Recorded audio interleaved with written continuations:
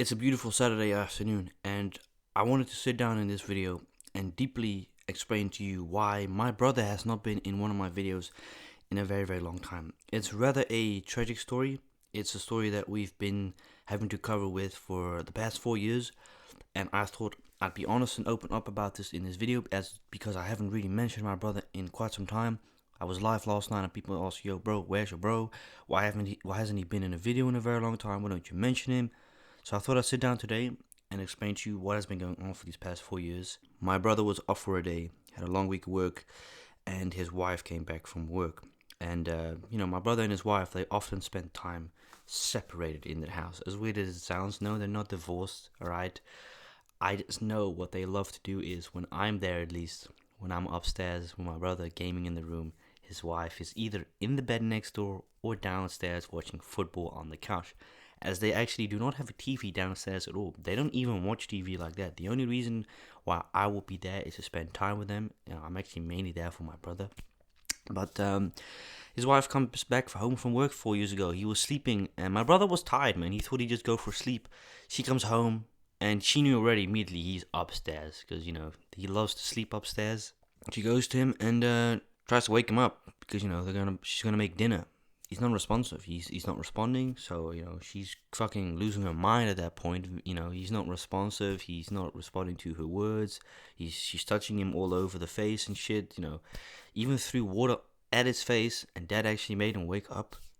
A lot of people would probably say he was in a deep sleep. No, he was not. He had to actually get rushed to the hospital because he eventually did wake up and was very dizzy. Didn't know where he was. Didn't know his name. Didn't even know he was sitting in front of him. His own fucking wife. He didn't even know. He didn't recognize her. So that, it alerted her. She went very stressed. So she had called the ambulance, called my mom. I found out about this when I was at school. And, I was at school, obviously. So, I had to finish school and then get on the bus, get back home, and see what the fuck was going on. So I had to go to the hospital, and eventually they found out he had a stroke in his sleep. It's one of the nicest things, I guess, to have when you're asleep is eventually, everybody, I think, would love this when they're asleep at an old age, pass away in their sleep. But at a young age, obviously, that is not nice. And I've seen what a stroke is. My cat had a stroke a few years ago. So, I know what it's all like, what the symptoms are. But the reason why he got a stroke was working too much at work, lack of sleep, because that's something my brother's always been very bad at. Sleeping is just something he's not a very particular big fan of. Me personally, yeah, I love my sleep. And, he smokes.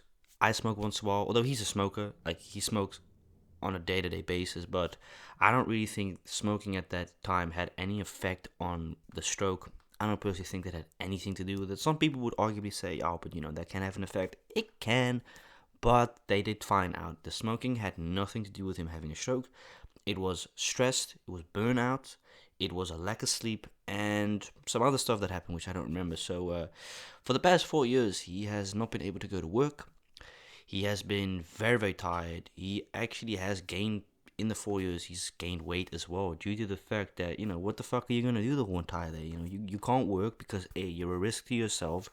B, if you do work, you're infringement and you can get fired, and the company that you work for could get a massive fine as well, because my brother knows his boss as well. They're actually personal friends outside of work. They knew each other way before the work, so they're very close friends, obviously. But he always says at the end of the day, business is business. I want my money paid at the day. My brother is very, very good with that shit. But it's been not easy for us, man. And something fucked up happened about 2 months ago, which makes this even worse. He had just recovered after 4 years, finally, of this whole thing. He was going back to work 3 times a week. And about 2 months ago, I come back from doing my shopping. I wasn't in the news. I was just shopping, doing some shit for video, my groceries. And, I go park my car in the garage. But before I enter it, I see my grandmother at the front of the garden, doing some work. So I say, hey, what's up, Anna? She says, hey, have you heard about Cal? I said, no, what about him? You should go ask Mom about it. So I look at her like, huh? Have I heard about Cal? No, I ain't spoken to him in about a month. Because my brother and we don't really keep in contact with each other like that. I guess you could kind of say we're old school. I don't really like keeping in contact with people through phones. Like, I'll hit you up once in a while saying, hey, can I come over, this and that? But, like, have a full-blown conversation. It's just not who I am. I don't like it personally. I'm just more of, hey, I'll speak to you once in a while. I see you once in a while. That's cool. So I go inside and I said to my mom, and I said, there's something up with Cal. This isn't that, blah, blah, blah. He's got a hernia. So I'm like, you have to be joking me, right? Yeah, he just went to the hospital. They found out he had a hernia. So I'm like, you gotta be fucking kidding me. He just recovered from this bullshit that he's been going through for many years. Was enjoying work again, because you can understand, if you're sitting at home for so long, you get like, I don't know how to explain, but you become your own person. You get isolated, because when he was at home for these years, his wife was working. So he's alone the entire time, being able to not do much. And for you wondering, why wouldn't he do a side job? Because that is fucking illegal, doing that. So basically, in order to get a uitkering, as we say, a bijstandsuitkering or a vaillon, you have to have a certain degree at high school, and you have to work minimum 2 years for a company, and then you can get that. But if not, you don't get it. So let's say you haven't finished school, you ain't getting shit from the government, bro, because you ain't worked for it. Simple as that. You gotta get rewarded for shit like that. So it's really frustrating. And what's so frustrating about this right now is he can't walk. I can't do activities with him. Like a year or two ago, no problem. He could still fucking walk. He's paralyzed in his one leg. He doesn't feel anything. But he can't drive at the moment. He can't walk. He has a walking cane. A fucking nice walking cane. God damn, he's got a very nice, like, wood gloss type of cane. It's really nice. Maybe I'll show you when I have a picture, but it's been harsh on all of us, and especially him, because he wants to do stuff, but right now, because of his hernia in his back, he's got to take morphine. He's got to take high ass drugs, and it's just not nice seeing my brother like this in this situation. Could you imagine, you've just recovered from years of not being able to do stuff, to finally getting back to work, getting fully excited, you want to work, and then bam, your body fucks you over with yet again another BS thing, which makes you basically not able to walk very far at all. He can't even really sit up. He has to basically stand. Well, here's the thing, he can, but not for long. It hurts too much. So he has to highly likely get operated for this hernia. And my girlfriend, actually, a few years ago at high school, she had a hernia as well. She had a fucked up back as well, but she didn't have a walking cane. Yeah, she didn't want one, I suppose. But yeah, right now what the thing is just hopefully he recovers again, and let's just hope that this shit goes over very quickly. But he's yet again sitting at home, not being able to do anything. He's not allowed to work. He can't work. The reason why he's not allowed to work is because he's a risk to himself and a risk to others, and he can't work with the state he's in right now. If I've got to be honest, to see one thing in him is definitely he's gone backwards in the past 4 years. Before all this happened, he was very happy, had an amazing life. Me and him would often do stuff. We would have a lot of fun doing shit and activities. But obviously, a thing like this has a massive impact on your mental health. You could understand that he's been going through this shit for many years, and it wouldn't surprise me if he's also been like, damn, I just want to fucking end it. I mean, I can definitely understand, bro. You can't do shit. You have to look at yourself every day, and it's like, this is my life at the moment. And yeah, it just fucking sucks. Really, it really does. I'm smiling over here, but that's because I guess that's my response, because I don't really know how to cooperate with shit like this. But I'm seeing him this Thursday. I'm picking him up from his house, and then because my nephew and uncle and his wife are actually coming over like Tuesday, so I have to pick him up Thursday.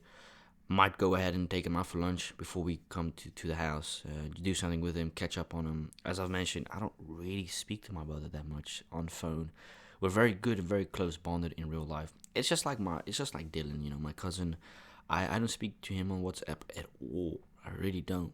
But once in a while, I ask him, yo man, how you been doing? Is it cool if I can come over soon? You say, yeah, no problem. Speaking about that, actually, it was my intention to actually go to The Hague tomorrow, but Dylan only arrives tomorrow at his house, so it would have been really odd to be at his place tomorrow after he lands, and then it doesn't make very much sense. But I thought I'd speak about this. Hence the reason why he hasn't been in a video in a very, very long time is because he also refuses because of his looks right now. He doesn't think he looks handsome enough, which is bullshit, because he's a very good looking man. You look at pictures from him 10, 15 years ago, I do understand why the ladies liked him. He was really good looking, man. I can't even lie. But I guess that's what shit does to you, you know. Shit like this definitely is demotivating if you're going through. Like, it just sucks. But I know he'll get through it. He's a strong dude. The thing he has to do now is just recover slowly but slowly by piece. He has to recover from this and work his way up again, like he did before this hernia thing 2 months ago.